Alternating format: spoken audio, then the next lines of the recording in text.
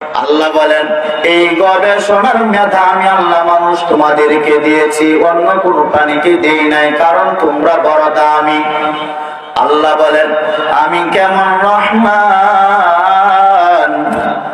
আগে কোরআন শিখাইলাম, এরপরে মানুষ বানাইলাম। ও আল্লাহ, আপনি উল্টা বললেন কেন? মানুষ সৃষ্টি আগে শিক্ষা পরে, আপনি কেন বললেন শিক্ষা আগে সৃষ্টি পরে?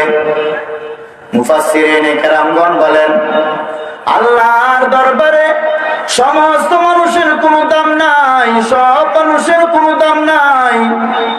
সব মানুষ বলতে কারা? দুনিয়াতে একদল মানুষ, এরা হলো বংশগত মানুষ। আর বংশগত মানুষ তাদেরকে বলে যারা বান্দার বংশে জন্ম।